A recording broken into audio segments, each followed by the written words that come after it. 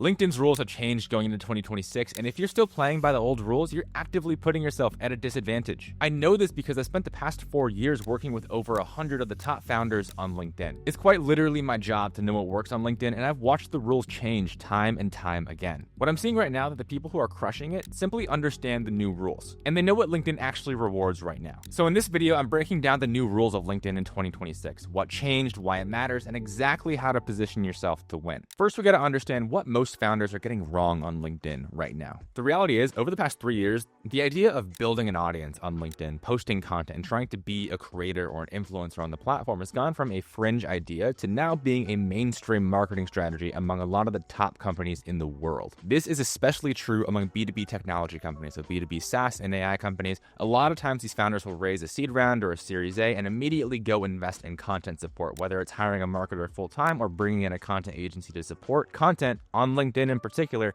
is often at the top of the list of what they care about. I take 10 to 20 of these calls every single month with founders who are wanting to post more on LinkedIn, and it's pretty much become the default now. In addition to that, the advent of AI tools like Claude and ChatGPT has made the time cost to get a passable LinkedIn post essentially zero. Anyone with an internet connection and a $30 ChatGPT subscription can produce infinite LinkedIn content. The algorithm itself has actually changed quite a bit over the past year alone. What worked in 2025 or 2024 no longer works in 2026. Anyone telling you that, oh, my reach went up so much, they likely went from not posting at all or posting really bad content to getting their stuff together. But if you've been consistent on LinkedIn and following all the best practices, you've likely seen your reach go down over the past year. Just take a look at these analytics. These come from Shield, a LinkedIn analytics company, and Andreas breaks down the average impressions based on follower count. And if you notice, if you have 25 to 50,000 followers, the typical impression count is just about 2,500 impressions, which is quite low, and it has gone down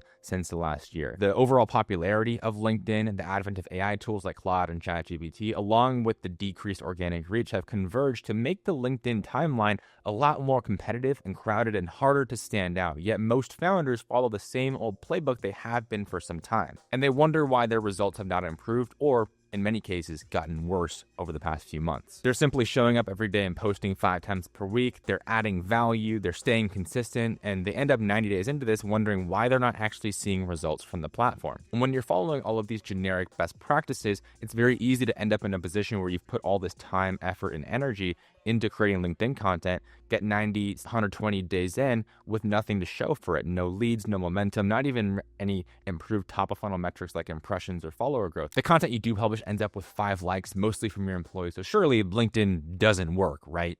Wrong. Platform is still the best way to get in front of B2B buyers. So if you're running a B2B technology company, whether it's SaaS or AI, LinkedIn is by far the most effective platform. Now, you also got to understand why this is all happening, because unless you really understand how the LinkedIn platform is working in 2026, you're not going to actually be able to apply the strategies I'll let you in on later in this video effectively. The first area to call out here is platform maturity. As platforms mature and they become more popular, they tend to decrease organic reach in an attempt to get people to pay for advertisements. But as the platform becomes more proven and more popular and there's less of a need to really convince people to sign up, that organic reach tends to go down over time. The second reason for this is timeline saturation. Independent of the platform maturity and whether or not they're playing with organic reach to get people to pay for ads, the simple fact that more people are posting on the platform makes the timeline more competitive, and it's more difficult to stand out. And as I mentioned, the development of these AI tools has made the barrier to entry to post content essentially zero. Organic content was always free from a monetary perspective, as long as I can remember, but there was still the investment of time. You had to really sit down and clarify your thoughts and get them on paper before you publish them. Now,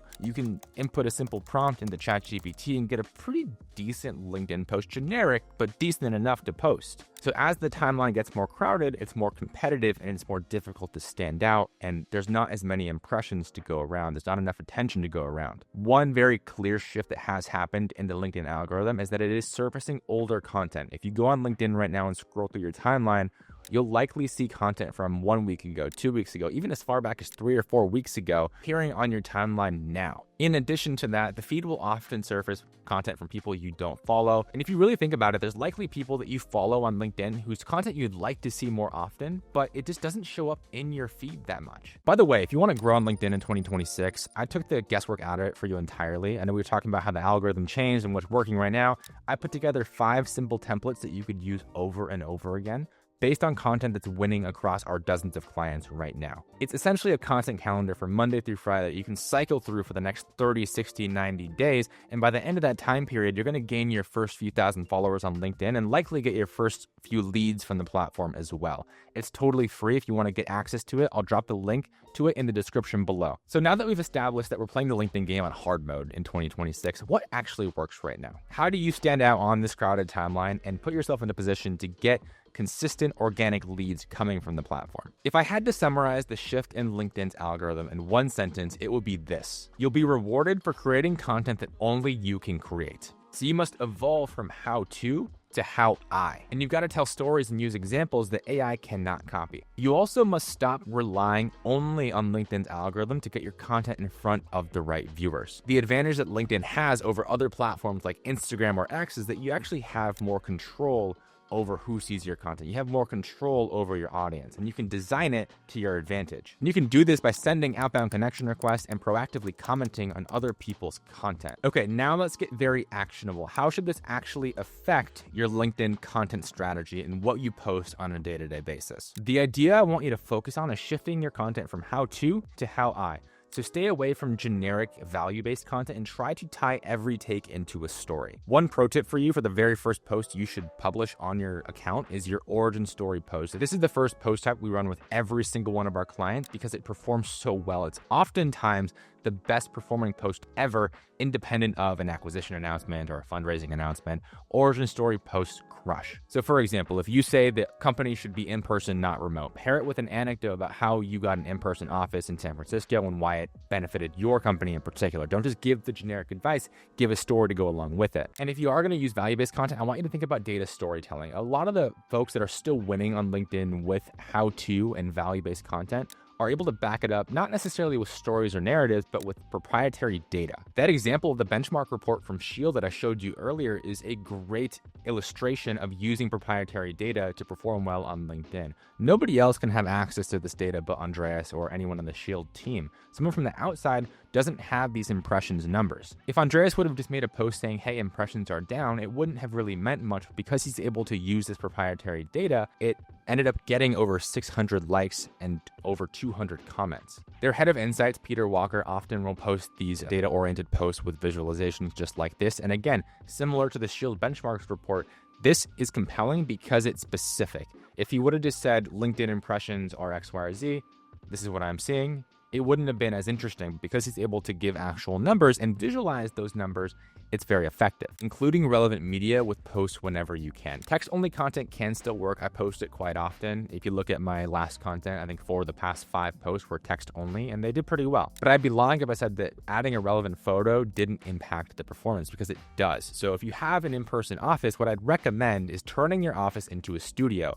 At least on a weekly basis, you want someone on your team to capture photos, behind-the-scenes videos, and it doesn't have to be super complex. The more media you can harvest, the better. Along with those tweaks to your content strategy, you'll also want to build out a content ecosystem. The simple way to put a content ecosystem is this. You're simply layering in multiple accounts, not just one founder, but your entire founding team, and also additional employees. If you're running a company, I'd suggest getting to a point where you have 3 to 5 people actively posting on the LinkedIn timeline. If you can do this, you'll be in the top 0.1% of companies on LinkedIn. Some companies still have this outdated belief that their employees building a personal brand is a liability. They're afraid that they're going to build an audience and leave, or their reputational risk. And this is just so dated. It's 2026. Use your employees who want to post and build a personal brand to your advantage. It's mutually beneficial. You get the distribution and they get to build a personal brand asset that will stay with them for the rest of their career. This is an area that I'm working on personally in my agency. I want more of my team members to post. I've been pretty consistent over the past several years of posting on LinkedIn. My head of content has gotten more consistent over the past year, and I want to layer in more and more of our team to get active on LinkedIn and put us in a position where our ICP will not be able to escape us. Now, it wouldn't be a discussion about LinkedIn strategy in 2026 if we did not mention outbound engagement. You gotta focus on outbound. The good news is the execution of this is extremely simple and not time intensive. For outbound connections, all you're gonna do is send 20 connection requests per day. You can't even send more if you wanted to. There's an upper limit on how many connection requests LinkedIn will allow you to send. So send 20 per day. And the second part to this is you'll wanna spend 15 to 20 minutes leaving outbound comments on other people's content. Comments are just another form of content on LinkedIn, and you can think of them like a billboard. And there's two types of accounts that you'll want to leave your comments on. One, accounts that are in your ideal customer profile that could eventually become buyers, obviously. The second type of account is going to be ICP influencer accounts, because oftentimes people in your ICP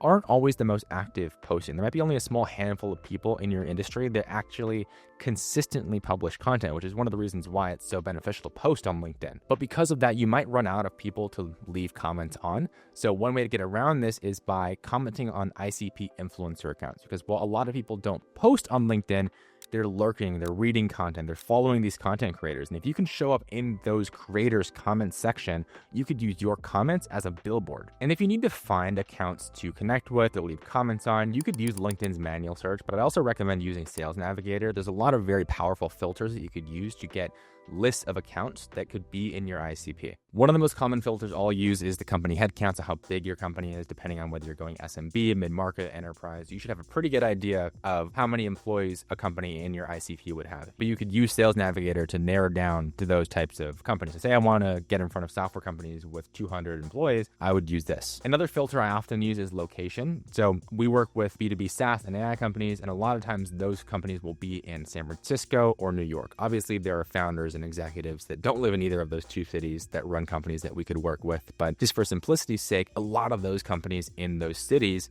will be tech companies that could be within our ICP. So I can use Sales Navigator to filter for that. So doing this can help you scale your outbound engagement and put you in a position where you're constantly getting in front of new people in your ICP.